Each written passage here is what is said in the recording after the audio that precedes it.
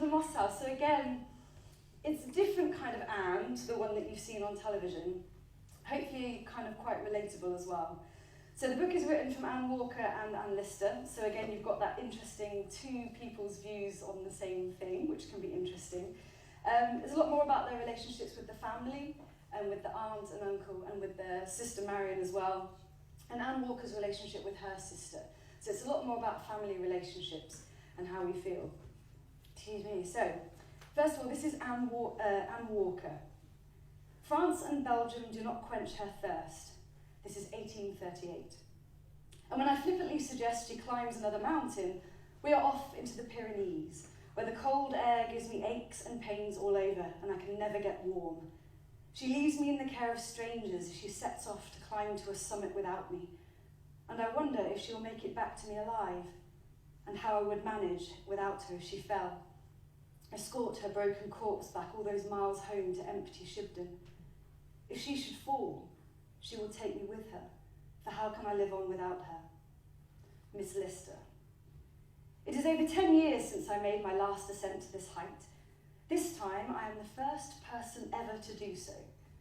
I convinced some local guides to take me where no one had been before. Reluctantly, and no doubt bemused by this Englishwoman, who they no doubt thought would fail, they were swayed by the money I offered them. Here I stand, triumphant. I am free. It is just me, in my body, away from the world, above everyone else living on it. I am at the summit of Vignemale. I make the first ever ascent on the 7th day in August 1838. I am the first to claim it, conquer it. I am 47 years old and my body is more aware of my age than my mind is. It aches and my feet are raw. I'm too old for this climbing nonsense, but would not give this up for the world. It has taken days to get here, after bad weather delayed my guides and me in 2 attempts. But we persevered and slept under the stars and climbed in the dark to get here.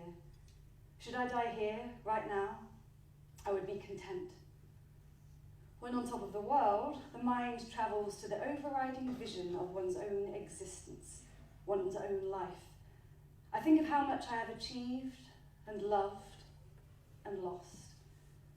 The rest of my life stretches out before me, but it is in tedium.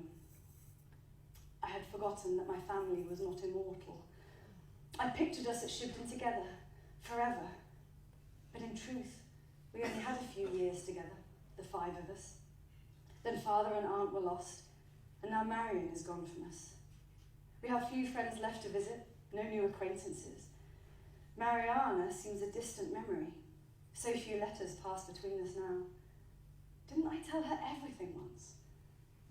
I wish she were here with me now. I care for Anne, I love her, but she no longer completes me.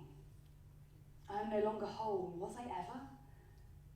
Here I stand on the peak of a mountain no person has ever climbed before, and I'm alive and happy, yes, but the experience will fade as soon as I take the first step back down.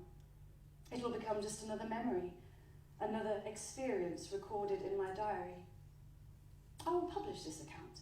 This could be a travel article, but pessimism creeps in and I wonder who would read it.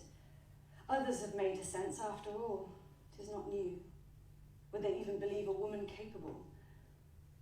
Perhaps I am no longer permitted to enjoy life. Perhaps I already had my allocation of happiness and now I'm given to contentment, no more. As I look out over the clouds which are now beneath us, hiding the world from our sight, I have a memory of my aunt and I in Paris, laughing, and a wave of grief washes over me and I realise that I cannot tell her of this. She will never know. I trudge back down 3,000 feet and every single step feels like I am walking closer to nothing. When we are reunited, I hold her close to me, my little Anne. I do love her, but we are cast from the world, and a distance now stands between us that feels insurmountable. Ascending the mountain seemed easier than conquering her again.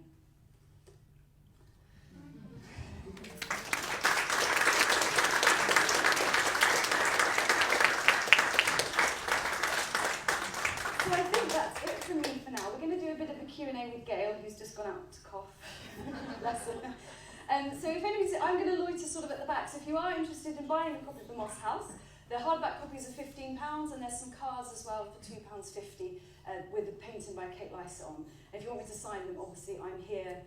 I'll probably be the last person here, so just come up with those. I think you just need to pay at the bar, if that's okay. So I'm going to stop now. I think we've got a final course. Has anybody got any room left? Whew. We can squeeze that in, and then, yeah, I'll be around to answer some questions when Gail's back in. Okay?